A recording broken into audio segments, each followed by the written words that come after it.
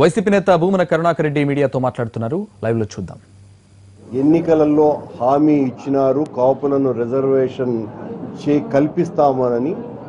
వాళ్ళు న్యాయంగా పోరాటం చేసినారు. ఆ పోరాటానికి న్యాయమైనటువంటి పోరాటానికి నైతికంగా వైఎస్ఆర్ కాంగ్రెస్ పార్టీ తన పరిపూర్ణమైనటువంటి మద్దతును తెలియజేసింది.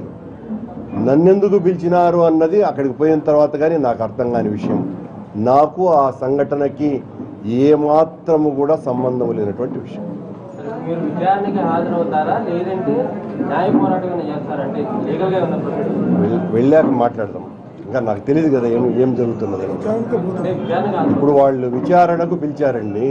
విచారణకు పిలిచినారు కాబట్టి చట్టం పట్ల నాకు చాలా గౌరవం ఉన్నటువంటి వ్యక్తిని కనుక నేను అంత దూరం నుంచి ఇక్కడికి రావటం జరిగింది. దీంతో పాటు హోంమంత్రి గారు గతంలో ఒక ప్రకటన చేశారు. భూమన కరుణాకర్ రెడ్డి వెళ్ళి ముద్రగడ పద్మనాభం రహస్యంగా కలిశారు అని. ఎంతవరకు ఆయన రహస్య శోధకుడు అయి ఉండొచ్చును, అందువల్ల ఆయన తెలుసుకొని ఉండొచ్చు.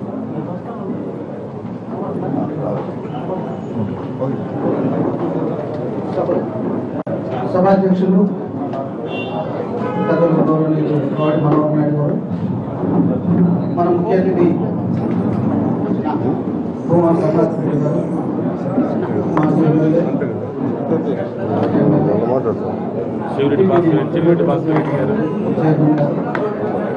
ఎమ్మెల్యే శివరెడ్డి భాస్కర్ రెడ్డి గారు, కుమ్మరామరావు గారు, వెంకటేశ్వర సుబ్బారావు గారు,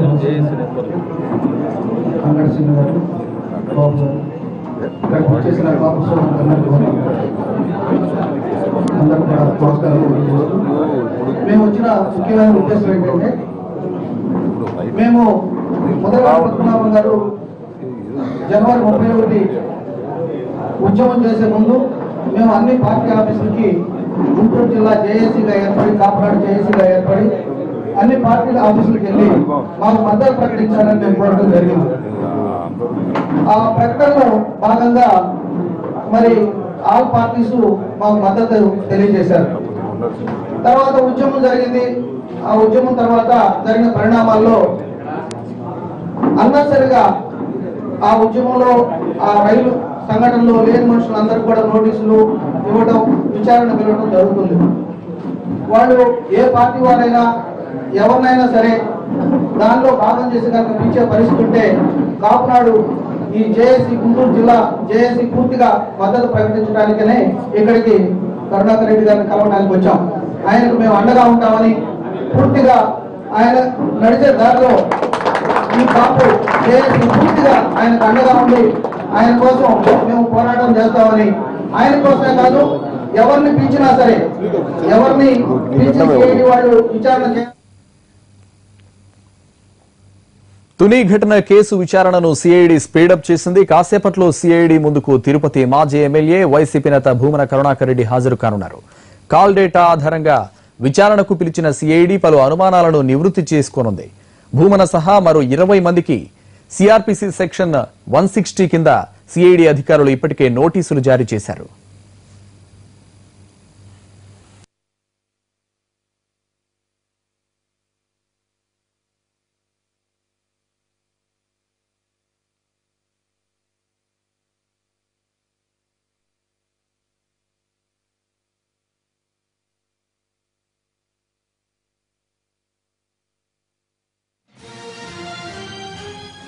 జనవరి 31న తునిలో ముద్రగడ నేతృత్వంలో జరిగిన కాపు గర్జన హింసాత్మకంగా మారడం అప్పట్లో సంచలనం రేపింది.